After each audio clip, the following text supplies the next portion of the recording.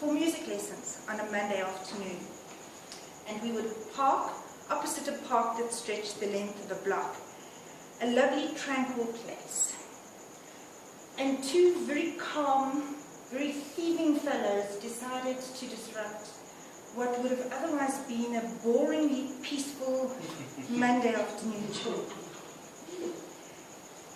It left our family, at the least, with an irritating inconvenience having to replace documents and cards and keys and handbags, and at the most, an unsettling disquiet that lasted a good few months.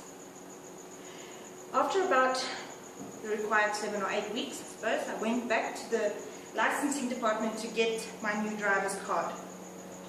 And my two teenage boys decided to accompany me instead of walking home from school, and I considered them my bodyguards. And while we were there, Michael, my youngest, who was just 14 at the time, surveyed the room casually and stated, "Disorganization causes stress." And he is so right, and I have never forgotten this. Disorganization. My Oxford Dictionary lists it as that which is uncontrolled and unplanned, not copacetic. A disorganized person is one who is unable to manage his activities efficiently. And how many people like that do we know? How many municipalities like that do we know at the moment? And there are many different forms of disorganization, and we see it all over the place and in almost everybody that we know. Disorganized time, with maybe a little bit too much Facebook and not enough function, and disorganized priorities, maybe putting soccer before the wifey. And how about disorganized wardrobe? You know, the little dolly bird is pulling down her mini like this because she didn't find out the appropriate dress for her granny's funeral. Disorganized communication. Test? What test? Nobody told me there was a test. I never got the memo for a test. Test? Oh my God, there's a test. How about disorganized emotions? Good morning, Thea. How are you? She's talking to me. You know who I am. Disorganized emotions. So many disorganized areas of our lives. And yet, ladies and gentlemen, disorganization is not so difficult to avoid and get out of. All you need to do is satisfy a simple set of criteria. And the first is you've got to know what you want. Duh. Picture women protesting on the street.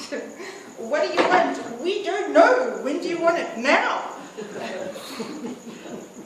You've got to know what you want and research all possible consequences of the decision that you make.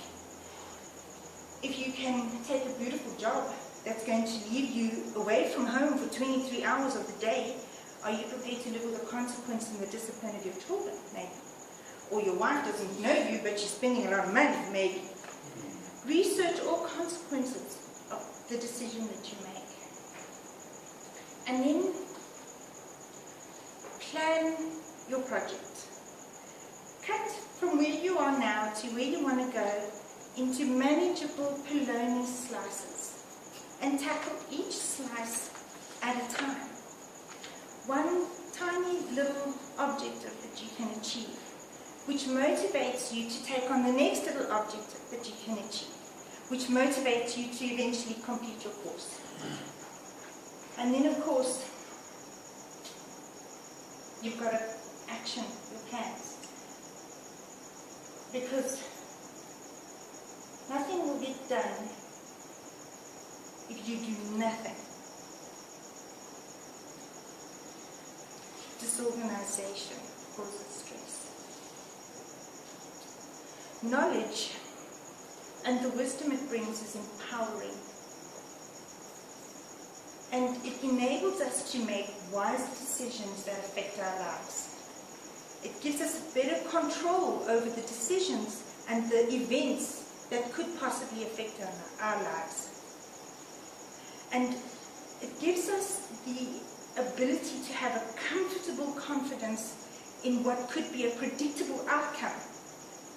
And that control that we have tends to counteract what chaos there could be. Because chaos and control cannot live in the same cup together. Chaos is disorganization. Many things can occur in a chaotic environment that you don't know. If your room is untidy, you don't know if something's missing or stolen. If your books are untidy, you don't know if somebody's stealing your stuff.